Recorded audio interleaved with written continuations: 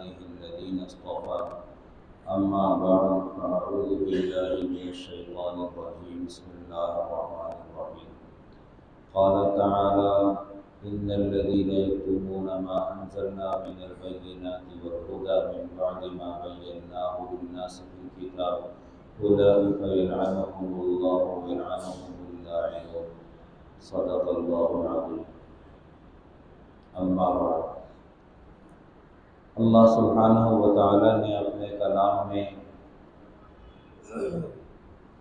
انسانیت کی ہر طرح کی بھلائی نازل فرمائی ہے، نہ تو خود کو چھپایا اور نہ چھپانے کی اجازت دی۔ جو لوگ یہ کہتے ہیں کہ اللہ سبحانہ و تعالیٰ کے دین کو ظاہر کرنے میں فلاں مسائل میں چھپانے کی یا تقیہ کرنے کی ضرورت ہے، ان لوگوں کے لیے قرآن پاک کی یہ واضح الفاظ نشان عبرت ہیں، درس عبرت ہیں، تلقین حق ہیں۔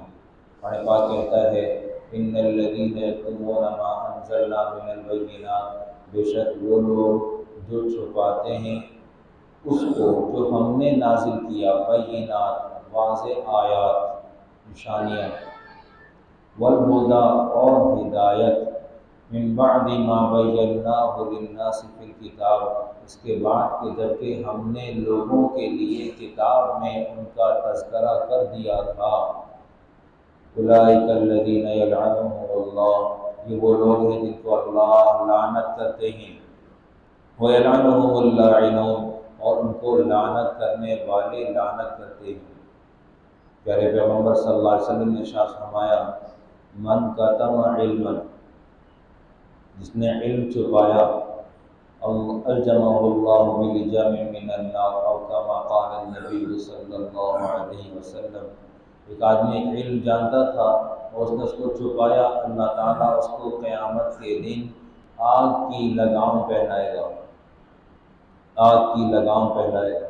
اس میں وہ لوگ داخل ہیں جن کو ایک آیت بھی قرآن پاک کی آتی تھی اور وہ اس کو اچھے سے بتا سکتے تھے، اچھے سے بیان کر سکتے تھے، کسی ناحق کو ہوتے ہوئے دیکھ کر قرآن پاک کے واضح الفاظ کو، قرآن پاک کے حق کو بیان کر سکتے تھے، لیکن وہ رواج، مروت یا اپنی کمزوری دیکھ کر اپنے آپ کو اس مسئلے کے لیے کھڑا نہ کر سکے، وہ لوگ اس لعنت میں داخل ہیں۔ وہ علماء کرام بھی اس لعنت میں داخل ہیں جو مصلحتاً ایمان کی طرف دعوت دینے میں یا مسائل کے حق کو بتانے میں کوتاہی برتتے ہیں۔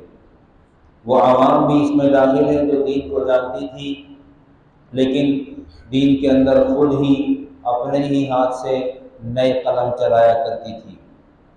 اس لعنت میں وہ سب لوگ شامل ہیں۔ ان الذین یکتمون ما انزلنا، بے شک وہ لوگ جو چھپاتے ہیں اس کو جو ہم نے نازل کیا، جو ہم نے نازل کیا اللہ سبحانہ و تعالی نے خود نازل فرمایا اور نہیں چھپایا۔ قرآن پاک کہتا ہے ان اللہ لا یستحی ان یضرب مثلا، بے شک اللہ نہیں شرماتا کہ وہ مثال بیان کرے، مثلا ما بعوضۃ فما فوقها، مچھر یا اس سے بھی چھوٹی۔ اللہ مچھر اور مچھر سے چھوٹے کی مثال بیان کرنے سے نہیں شرماتا۔ حق ہے نا، حق ہے اور حق کا حق ہوتا ہے۔ یسألونک عن المحیض، آپ سے عورتوں کے بارے میں سوال کیا جاتا ہے کہ ان کی سرکاری چھٹی کے حکم کیا ہوں گے۔ کہاں ذکر ہوا؟ قرآن پاک میں۔ یہ بات عورتوں سے متعلق تھی، پردے کی بات تھی، اللہ سبحانہ و تعالیٰ نے قرآن پاک میں تذکرہ فرمایا۔ قرآن پاک اس سے ناپاک نہیں ہوا، لیکن اس کے پڑھے جانے سے نماز ادا ہو جاتی ہے۔ اللہ نے حق نہیں چھپایا، اللہ نے حق کا اظہار فرمایا، اور حق کے اظہار کے لیے کوئی ضروری نہیں ہے کہ آدمی کتنا بڑا عالم اور علامہ ہو، جتنا علم ہے اس کی نشر و اشاعت لازم ہے۔ پیارے پیغمبر صلی اللہ علیہ وسلم نے ارشاد فرمایا بلغوا عنی ولو آیا، میری طرف سے پہنچاؤ، اگرچہ کہ ایک آیت ہی کیوں نہ ہو، ایک آیت ہی کیوں نہ ہو، چھوٹی سی آیت ہو، جتنا تمہیں پتہ ہے اتنا بول جاؤ، اتنا بتا دو، چھپانا نہیں ہے۔ مجھے پتا تھا میں بولنے والا تھا، لیکن میں خاموش ہو گیا کہ بات بہت دور تک چلی جائے گی، سامنے والے کو بہت درد ہوگا، بہت تکلیف ہوگی، ہوتی رہے۔ قرآن پاک نے مروت اور لحاظ کا ساتھ نہیں دیا، قرآن پاک نے حکم بیان کیا ہے، اور قرآن پاک حکم بیان کرنے سے نہیں ڈرا، نہیں گھبرایا، نہیں شرمایا، نہ تو اس نے کسی پس و پیش سے کام لیا، اور نہ ہی کسی حکم سے روگردانی کی، اور نہ ہی کسی کو باطل پر دیکھ کر ذرہ برابر بھی رعایت کی ہے۔ اندازہ لگائیے، قرآن پاک کے الفاظ ہیں، پیارے پیغمبر صلی اللہ علیہ وسلم نے کہا کہ میں کل بتلا دوں گا۔ ایک سوال آیا، آپ نے کہا کل بتا دوں گا، انشاءاللہ نہیں کہا۔ قرآن پاک کے الفاظ رک گئے، وحی رک گئی، لگ بھگ 15 دن وحی نہیں آئی۔ آئے تو الفاظ کیا تھے؟ وَلَا تَقُولَنَّ لِشَيْءٍ إِنِّي فَاعِلٌ ذَلِكَ غَدًا، آپ ہرگز ایسا نہ کہیں کہ میں یہ کام کل کرنے والا ہوں، إِلَّا أَن يَشَاءَ اللَّهُ، مگر یہ کہ اللہ تعالیٰ کی مشیت کی پابند ہوگا۔ جب اللہ کے نبی صلی اللہ علیہ وسلم کے لیے رعایت نہیں ہے، تو پھر ہم کون سی کھیت کی مولی ہیں اس کے لیے ہر آن ہر گھڑی رعایت تیار تلاش کرتے رہیں، رعایت پڑی رہے؟ کیوں؟ ہم لاڈلے ہیں، اس لیے کہ ہم نبی علیہ السلام کے زمانے سے 1444 سال دور ہیں۔ ہم جن لایانی کاموں میں وقت صرف کر رہے ہیں، ان لایانی کاموں سے بچنے کا وقت یہی ہے۔ حق کو دیکھیں، حق کو سمجھیں، حق کو اپنائیں، اور حق کی نشر و اشاعت کریں۔ یہ حق کے حق ہے ہمارے اوپر، خود یہ حق کے حقوق ہیں ہمارے اوپر۔ یہ 4 حق ہیں، اور حق کے ہیں کہ حق کو دیکھا جائے، اس کو سمجھا جائے، اس کی نشر و اشاعت کی جائے، اور اس کو خود اپنایا جائے۔ کیسے ہوگا؟ جب اندر میں ایمان مضبوط ہوگا، اندر میں ایمان مضبوط ہوگا۔ قرآن پاک نے جس شخص کے بارے میں جو بات کہی ہے وہ 100% اٹل ہے۔ قرآن پاک کہتا ہے لَقَدْ أَنزَلْنَا إِلَيْكُمْ كِتَابًا فِيهِ ذِكْرُكُمْ أَفَلَا تَعْقِلُونَ، تحقیق کہ ہم نے تمہارے لیے کتاب اتاری ہے، اس میں تمہارا تذکرہ ہے، تمہیں عقل نہیں ہے؟ آج اس کلام کو اٹھائیں، رمضان کا موقع ہے، جگہ جگہ پورے کراچی کے اندر بینر لگے ہوئے ہیں، خلاصہ قرآن بیان ہو رہا ہے۔ نہیں پڑھ سکتے سارا، خلاصہ کلام میں شرکت کریں، قرآن پاک کو سمجھیں۔ اور صرف یہ نہیں کہ سمجھنا ہے، دیکھیں سمجھنے کے 2 راستے ہیں۔ ایک سمجھنا یہ ہے کہ میں جا کر مولوی صاحب کو سنوں، دیکھوں وہ کیا کہتے ہیں، گویا کہ آپ ان کا امتحان لے رہے ہیں۔ آپ طالب علم نہیں ہیں، آپ ممتحن ہیں۔ ممتحن کو ہدایت اس وقت تک نہیں مل سکتی جب تک کہ وہ خود کو طالب علم نہ سمجھے۔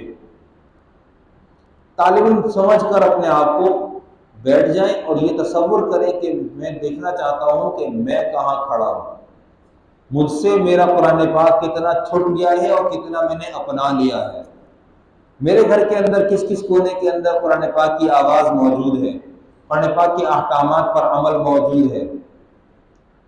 غیر جانبدار ہو کر اپنے آپ کو اپنی ضمیر کی عدالت میں، قرآن پاک کی عدالت میں کھڑا کریں اور سنیں قرآن پاک کہاں کہاں حق کہہ رہا ہے۔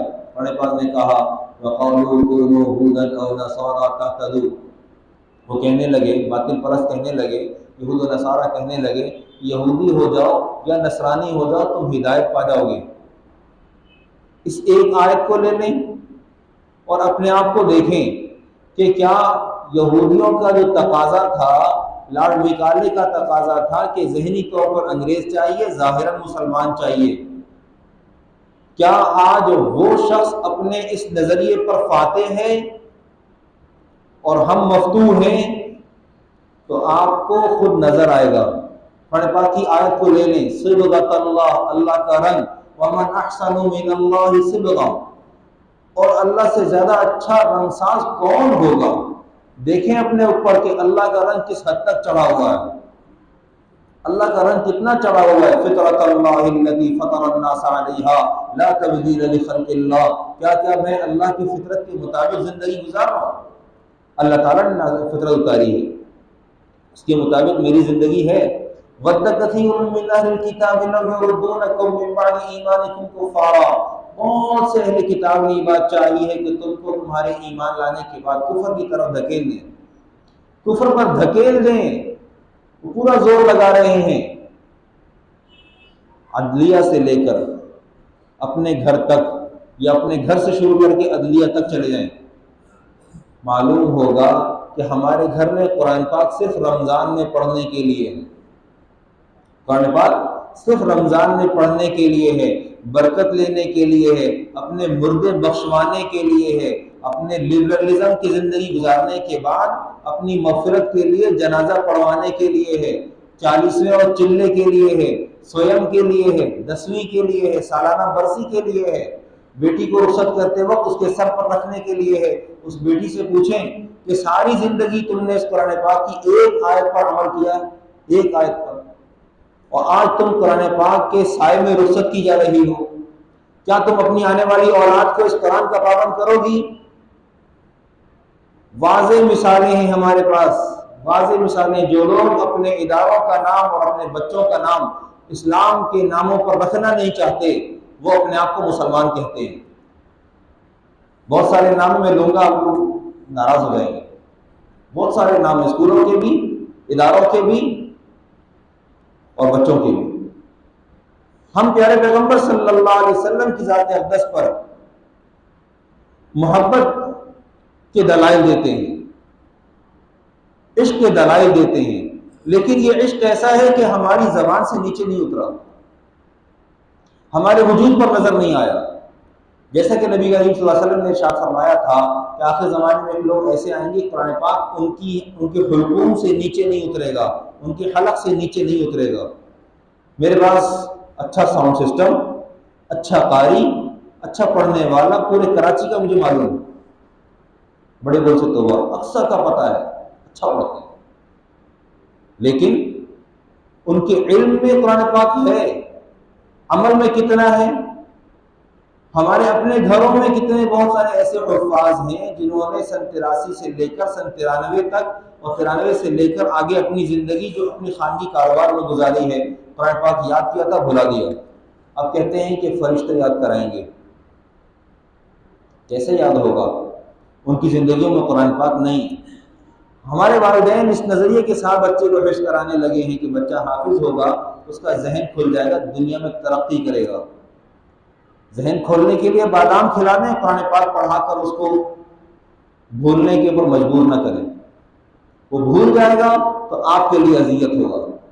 آپ اچھا تحفہ اس کو دے رہے ہیں، اچھا تحفہ دے رہے ہیں، حق بات اس کو دے رہے ہیں۔ والدین کی طرف سے اولاد کے لیے سب سے بہترین تحفہ ہے اس کا اچھا نام، اور ایک اگر اس کو آپ نے حافظ بنا دیا، اس سے اچھی کوئی نعمت اس کے پاس نہیں ہے۔ لیکن اس کے بعد اگر وہ بچہ عمل کرنے والا نہیں ہے تو اس کی بے عملی کے پیچھے کون ہوگا؟ اس کے والدین۔ اس لیے کہ والدین خود اس کی آئیڈیل ہیں۔ جب باپ بدعمل ہوگا، باپ بے عمل ہوگا، تو بچے میں عمل کہاں سے آئے گا؟ باپ اس دین کے اوپر خود کھڑا نہیں ہونا چاہتا جس کے اوپر اپنے بچے کو دیکھنا چاہتا ہے۔ موجودہ زمانے کا بچہ یہ وہ بچہ نہیں ہے جو آنکھیں دکھا کر اس کو آپ دین پر چلا لیں۔ یاد رکھیے گا میری بات، کڑوا سچ کہہ رہا ہوں۔ موجودہ زمانے کا بچہ یہ وہ بچہ نہیں ہے جس کو آپ آنکھیں دکھائیں گے وہ آپ کی بات مانتا ہوا سیدھا سیدھا جائے گا، سیدھا سیدھا واپس آئے گا۔ اب کا بچہ آپ سے پوچھتا ہے کہ آپ نے ایسا کیوں نہیں کیا اور مجھ سے ایسا کیوں کروایا؟ آپ نماز پڑھنے مسجد نہیں جاتے، مجھے بھیجتے ہیں، مجھے بھیجنے کی وجہ، خود نہ جانے کی وجہ بتائیں۔ آج کا بچہ پوچھتا ہے۔ بچوں کے سامنے شرمندہ ہونے سے بہتر ہے کہ اپنے دین کو جس کے اوپر آپ بچوں کو لانے کے لیے مجبور کر رہے ہیں، خود پہلے آئیں، خود پہلے آئیں۔ اور یہ کتمان حق ہے۔ ان الذین یکتمون ما انزلنا من البینات، بے شک وہ لوگ جو ہم نے آیات نازل کی ہیں اس کو چھپاتے ہیں۔ اس کتمان حق میں، اس حق کو چھپانے میں آپ برابر کے شریک ہیں۔ اپنے بچوں سے اللہ کے دین کو چھپا رکھا ہے، نہیں وضاحت کرتے کہ نماز فرض ہے، روزہ فرض ہے، زکوٰۃ فرض ہے، حج فرض ہے، پردہ فرض ہے، غیبت چھوڑنا فرض ہے، کسی کا نام رکھنا، کسی کی بدگمانی کرنا، سب کے سب گناہ ہیں۔ ہم نہیں سکھاتے اپنے بچوں کو۔ انک لعلی خلق عظیم کی دعوت دینا یہ معمولی بات نہیں ہے کہ آپ بہت بلند اخلاق والے ہیں، اسے میٹھے بول بول لینا اور اپنے بچوں کو موجودہ دور میں تم سے نہیں آپ سے مخاطب کرنا، یہ تمیز تہذیب نہیں ہے۔ تمیز تہذیب یہ تھی کہ آپ اس کو اس کا فرض سکھائیں، وہ فرض جو اللہ نے قرآن میں نازل فرمایا، وہ فرض جو اس کی آخرت میں اس کے کام آئے گا، وہ فرض خود بھی اپنائیں اور اپنے بچوں کو بھی اپنانے کی ترغیب دیں۔ وآخر دعوانا الحمدللہ